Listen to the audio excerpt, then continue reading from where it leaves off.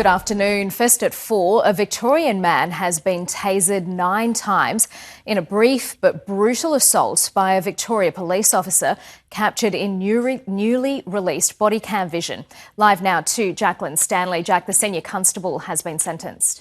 Aaron Bowen's future with Victoria Police is up in the air after this merciless assault. He was one of 2 officers making an arrest at a Warragul home after a report of family violence 2 years ago. The pair is only in the man's bedroom for 17 seconds. He's just woken up. He's in his underwear when the assault begins. 34-year-old... Hands behind your back now! Wait! 34-year-old Bowen has been convicted of 10 assault charges. The first when he capsicum sprays the man, the other 9 for each time he tases him in just 46 seconds, despite multiple pleas from the victim to stop. He was taken to hospital with head wounds and heart palpitations, but has said the psychological trauma far outweighs his physical injuries. He says he no longer feels protected by those that are meant to enforce the law. Bowen was hit with an $11,000 fine and a conviction, and Victorian Police have just told us he's been suspended without pay. Jacqueline Stanley, thank you. To breaking news now, there are long traffic delays in Melbourne's southeast where an emergency services crew has responded to a police pursuit. One vehicle believed to be involved is now burned out at Dingley. The incident has forced the closure of the Mornington Peninsula Freeway in both directions. 7 News understands 2 suspects crashed the 4-wheel drive and fled as it burst into flames. Officers are still hunting suspects in the southeast. We'll bring you more details as they come in. The New South Wales state budget has just been handed down with cost of living top of mind. Political reporter Taylor Aiken joins me with the details. Taylor, who are the big winners? Well, Karina, New South Wales drivers are the big winners in this budget with a $500 million transport affordability package being handed down as part of the New South Wales state budget. Drivers will be saving $100 on their car insurance next year, with motorbike riders also saving $80. The toll cap introduced in New South Wales is also set to be reduced from $60 to $50 until July next year, with motorists set to save an additional $520 back over the year, expected to help more than 200,000 toll accounts. Admin fees on toll notices will also be scrapped, a charge that did cost motorists $60 million last year alone. Opal fares in New South Wales will also be frozen for the next 12 months for those who rely on public transport.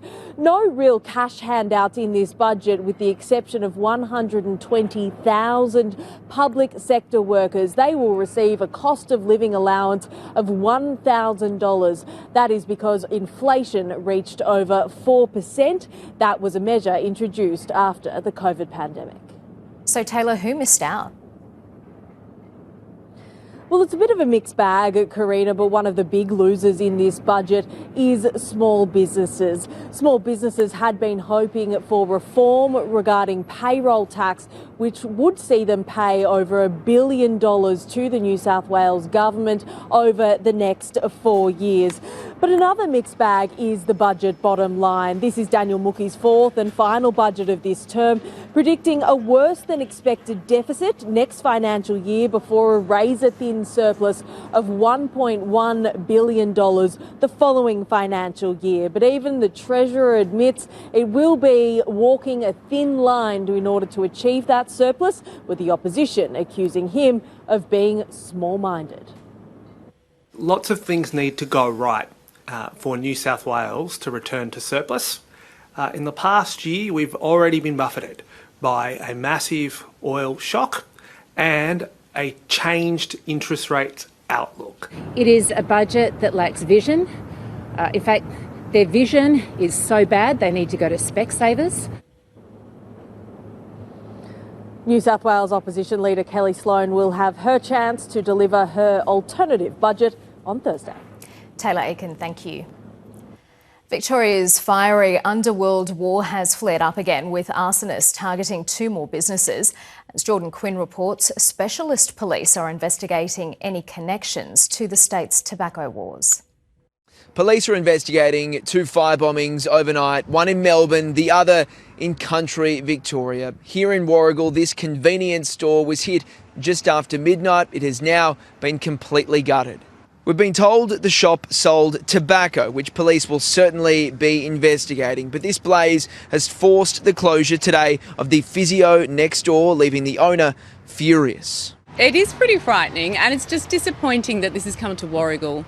This is a farming kind of rural community, and to have this sort of level of violence and crime come to Warragul, and particularly next door, is really, it's horrifying, but it's just disappointing.